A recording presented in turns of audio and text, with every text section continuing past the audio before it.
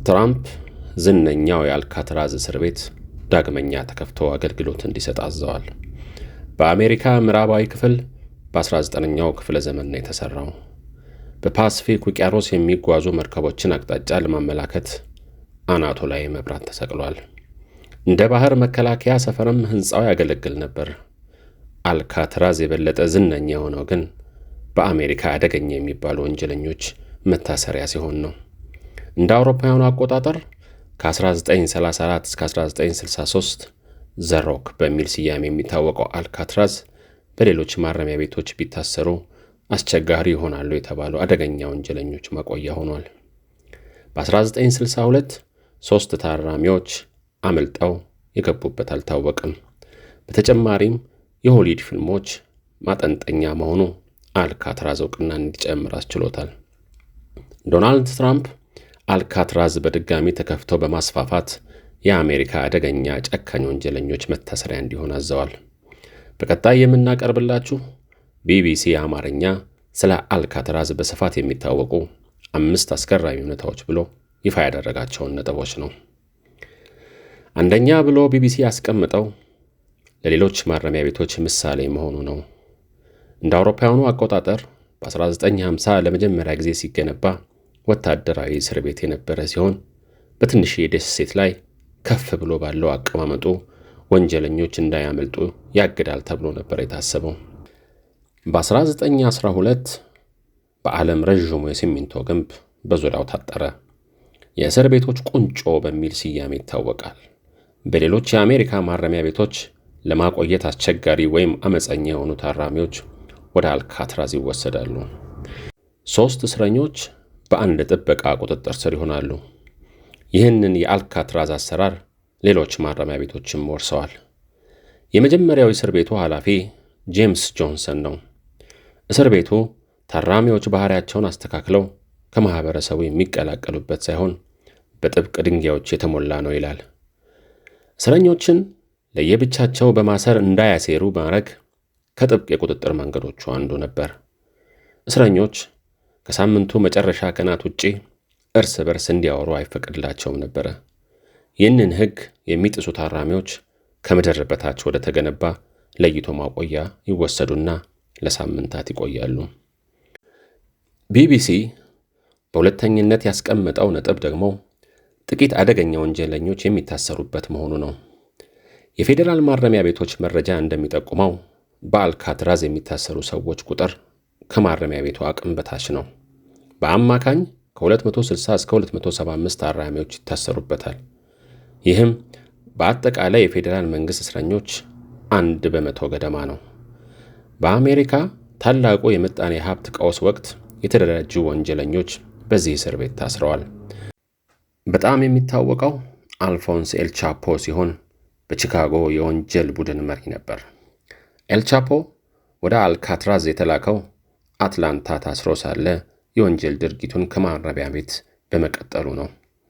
አልካትራዝ 4 ዓመት ከታሰረ በኋላ የቂጥኝ በሽታ ስለያዘው ወደ ሌላ ማረሚያ ቤት ተዘዋውሯል። ሌላው ታዋቂው እስረኛ በግድያ ወንጀል የተፈረደበት ሮበርት ስታውድ ነው። ሮበርት አዕዋፋት ይወድ ስለነበረ የአልካትራዝ ወፍ ተመልካች የሚል ቅጽል ስም ወጥቶለታል። በካንሳስ እስር ቤት ሳለ አዕዋፋትን ያሳድግ ነበረ። በአልካትራዝ ግን እንስሳት ማስገባት ክልክል ነበረ። ሌላው ታዋቂ እስረኛ አልቪን ካርፖይዚ ነው። በሕዝብ ዘንድ በጣም ይጠላ የነበረው አልቪን በ1930ዎቹ ኤፍቢአይ ክትትል ከሚያደርግባቸው ወንጀለኞች ግንባር ቀደም ነበር። ለ25 ዓመታት በአልካትራዝ በመታሰር ለረጅም ጊዜ በማረሚያ ቤቱ የቆየ ወንጀለኛ ሆኖ ተመዝግቧል። በ1950ዎቹ በዋሽንግተን ካፒታል ላይ ጥቃት በማድረስ የታሰሩት ጆርጅ እና ራፋኤል ካንሴል ታዋቂ የአልካትራዝ እስረኞች ናቸው። የፖርቶሪኮ ናሽናሊስት ፓርቲ አባላትም ነበሩ።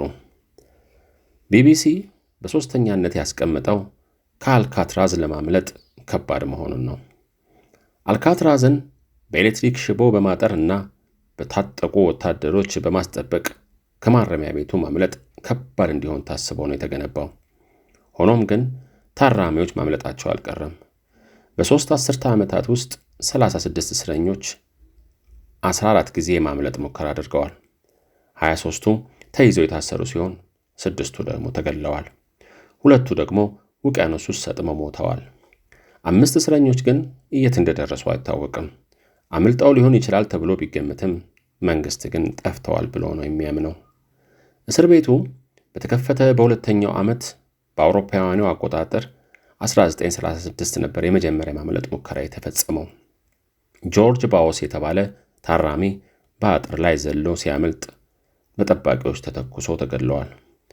በ1945 ጆን ሊጊስ የተባለ ታራሚ የወታደር ልብስ ሰርቆ ሐሰተኛ ሰነድ አዘጋጅቶ የወታደር መርከብ ተሳፈረ። ከደሴቲቱ ከወጣ በኋላ ልብሱ ከሌሎች ወታደሮች የተለየ መሆኑን ያስተዋሉ አዛዦች ደረሱበት።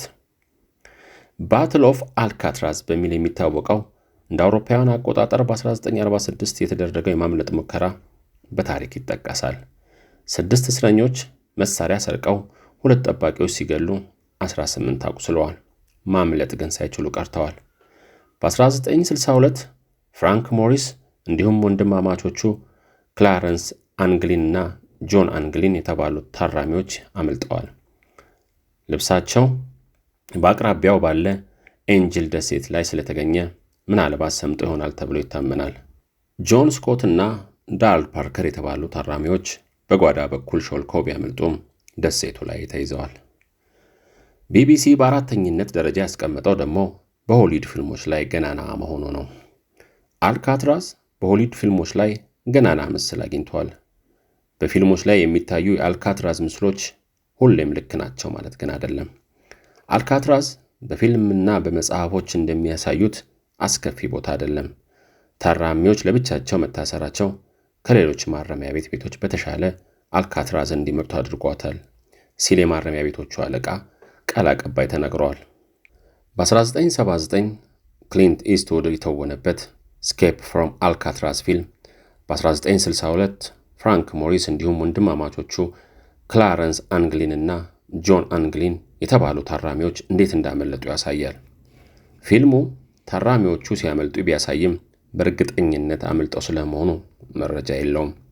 መርደር ኢን ዘ ፈርስት የተባለው ፊልም ታራሚው ሄነሪ ቶዶሬ ለአነስተኛ ወንጀል ታስሮ ሌላ ታራሚ ከሞተ በኋላ ክሶች ሲደራረቡበት ያሳያል። በ1996 ኒኮላስ ኬጅ የተወነበት ዘ ሮክ የተሰኘ ፊልም ከፍተኛ እውቅናን በማግኘቱ ከዛ በኋላ ተከታታይ የቴሌቪዥን ድራማና ቪዲዮ ጌምም እስከ መሆን ደርሷል። ቢቢሲ በአምስተኛነት ያስመዘገበው ደግሞ የተዘጋበትን ምክንያት ነው። አልካትራዝ ለማምለጥ ከሚደረጉ ሙከራዎች ባሻገር አልካትራዝን ለማስተዳደር የሚያስፈልገው ከፍተኛ ወጪ በ1963 እንዲዘጋ ምክንያት ሆኗል። የአሜሪካ የፍትህ ሚኒስቴር አልካትራዝ ለማደስ $5 ሚሊዮን እንደሚያስፈልግ አሳውቋል። ከሌሎች ማረሚያ ቤቶች በተለየ ሁኔታ ለአንድ ታራሚ በቀን $10 በማውጣት ነበር አልካትራዝ የሚተዳደረው። ማረሚያ ቤቱ ከተዘጋ በኋላ ኦል ትራይብስ የተባለ ቀደምት ማህበረሰብ አካባቢውን ወስዶ ትምህርት ቤትና ባህል ማዕከል ለመገንባት ሞክሯል። በ19ኛው መቶ ክፍለ ዘመን አካባቢው የማህበረሰቡ እንደነበረና በአሜሪካ መንግስት እንደተነጠቁ ይገልጻሉ። ሆኖም ግን አስፈላጊውን ቁሳቁስ ወደ ደሴቷ ለማጓጓዝ እንዲሁም ግንባታውን ለማጠናቀቅ የሚጠይቀው ወጪ ከፍተኛ በመሆኑ ስኬታማ አልሆኑም። አሁን በሳን ፍራንሲስኮ በቱሪስቶች በብዛት ከሚጎበኙ ቦታዎች አንዱ አልካትራዝ ነው። በዓመት 1.3 ሚሊዮን ቱሪስቶች ይጎበኙታል። አሁን ላይ በመቶዎች የሚቆጠሩ አትሌቶች የዋና፣ ሳይክል መንዳትና ሩጫ ውድድር መነሻ ነጥብ አድርገው ይጠቀሙበታል።